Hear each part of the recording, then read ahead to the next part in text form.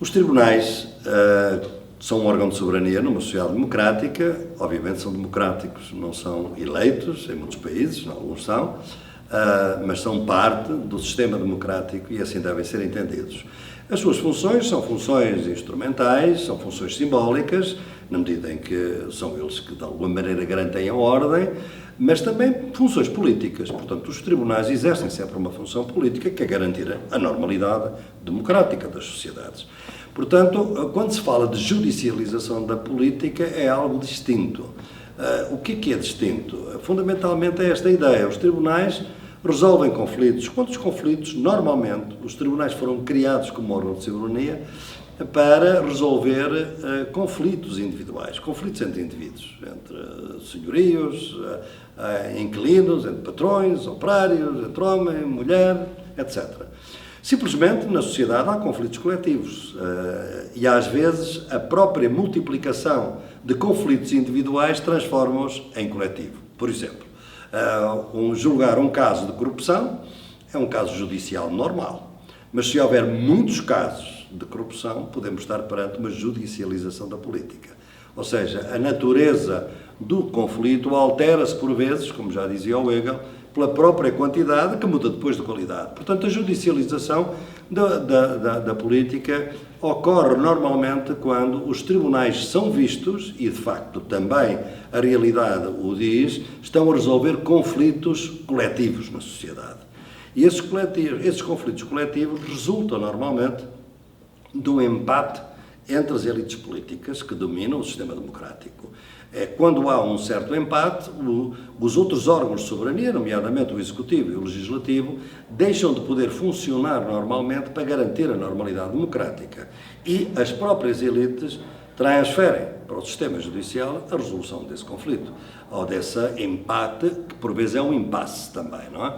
Foi assim na Itália. As Manipulite foi realmente um grande caso, talvez mais conhecido, de judicialização política, que mostrou efetivamente que havia um empate entre as elites políticas e, portanto, surgiu um momento em que algumas que se sentiam com menos acesso ao sistema político, que era um sistema muito minado pela corrupção, no caso da Itália, começaram a denunciar, portanto, as ilegalidades que as elites políticas, todas elas, tinham vindo a cometer. E, portanto, nesse caso, pode haver outras situações de judicialização da política. Estas são as mais conhecidas.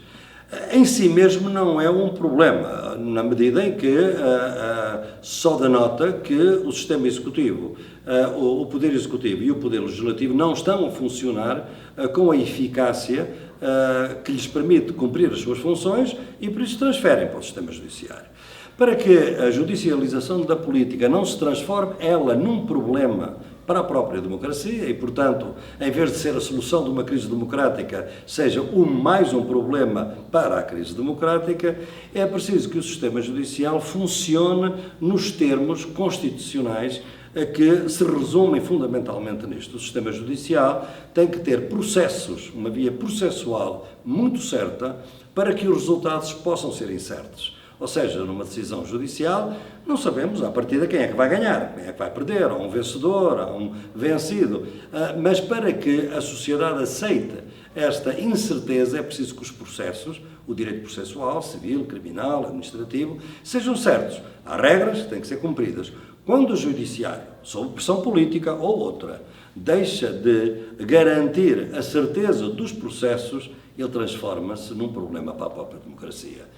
E realmente nós começamos a ver que nesse momento o sistema judicial pode, eventualmente, em vez de garantir a ordem democrática, pode ser o agente de um estado de exceção.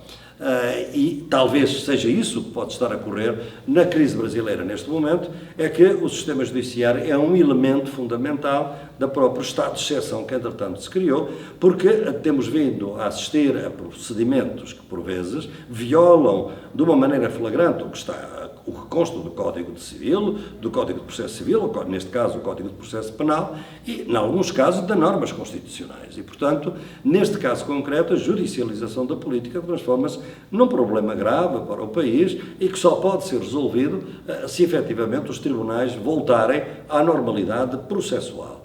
Isto é tanto mais grave quanto a própria formação dos magistrados nas faculdades de Direito e depois também nas academias, nas escolas de magistratura, não formam os magistrados para uma consciência da sua cota-parte de responsabilidade política no bem-estar da República. Portanto, na defesa do bem público, na defesa da cidadania, da defesa da ordem democrática. E, portanto, a independência que o sistema judicial tem como órgão de soberania, ela foi criada fundamentalmente para garantir essa ordem democrática. Chamamos a isso a independência democrática do judiciário. Mas se o sistema judiciário usar essa independência para, sobretudo, cuidar dos seus privilégios ou para tentar, de alguma maneira, ter vantagens políticas sobre os outros órgãos de soberania e transformar, por vezes, o sistema judiciário num trampolim de acesso à política ou até cargos políticos ao nível do Executivo, da Presidência ou do sistema legislativo, isto aconteceu também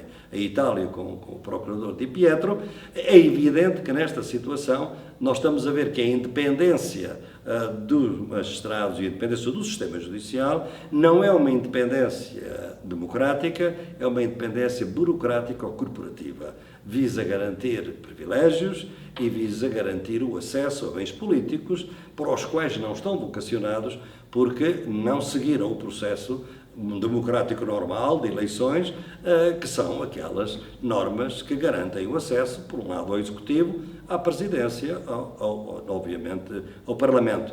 E nesta situação nós podemos ter um cenário de crise política e que, quando a mediação judicial numa crise democrática começa a ter problemas, obviamente que a crise aumenta também de qualidade, adensa-se, por vezes são necessárias reformas políticas, não estou a falar necessariamente de assembleias constituintes, que podem ter, aliás, um efeito perverso em muitas situações hoje, mas pelo menos reformas políticas que garantam, efetivamente, ao Legislativo e ao Executivo retomarem de novo as suas funções para que o próprio sistema judicial volte ao seu perfil tradicional de um órgão de soberania que não é dos mais ativos, tendo uma função política, como eu sempre disse, é uma garantia da ordem democrática e não um problema adicional para a ordem democrática.